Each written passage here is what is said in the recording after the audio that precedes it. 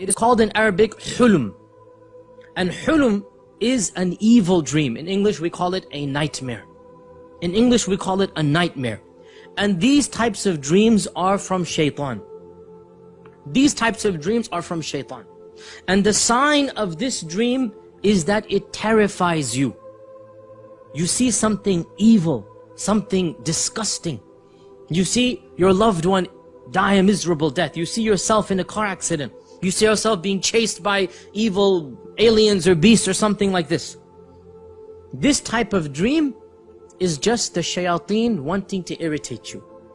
They're playing a joke, a practical joke on you. And these types of dreams are never ever ever true.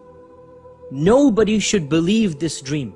Nobody should believe nightmares. And our Prophet ﷺ said that nightmares should not be told to anybody. If you see an evil dream, don't go tell other people about it. Why? Because shaitan is making a fool of you. Once a man came to the Prophet and he said, "O Messenger of Allah, I saw my head got cut off in the dream and it was rolling like a ball and I'm running after it to pick it up."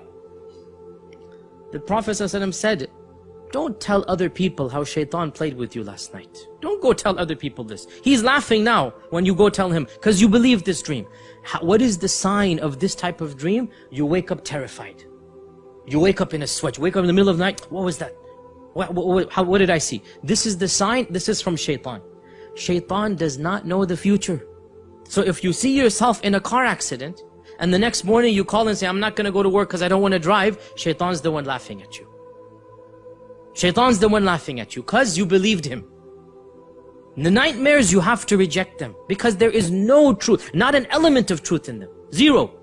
And if you follow it and believe it, shaitan is the one who will be the winner. A nightmare, the Prophet ﷺ said, if you wake up with that type of nightmare, you seek refuge in shaitan. Say, "A'udhu billahi minash shaitanir rajim."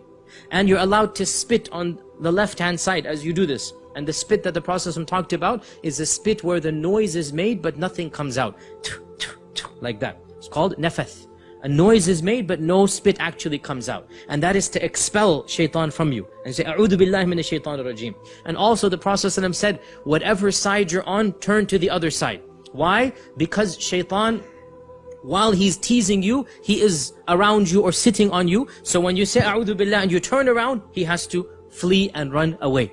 And the Prophet ﷺ said, if it's really bad, then even stand up and pray 2 rak'at to seek refuge in shaitan and to establish that relationship with Allah. Whatever you do, you don't tell anybody, not your loved ones, not your spouse, not your friends, nobody. These types of dreams, you leave them. Also, by the way, dreams of a vulgar nature, wet dreams, these are also from shaitan. Now, a man is not sinful or a woman is not sinful for having such dreams. However, as you all know, the fiqh is when you wake up and you find that you have reached that state, then you must perform an entire ghusl. That dream is from shaitan, even though there's no sin on you because you don't control your dreams. And that is why the prophets never have wet dreams. None of the prophets can have wet dreams because this is from shaitan. This extreme vulgarity that it is natural. I mean, there's no reason for us to feel guilty about this. It is natural for a person to go through this, and it is not something to feel any issue about. But we should realize that this type of dream is coming from shaitan.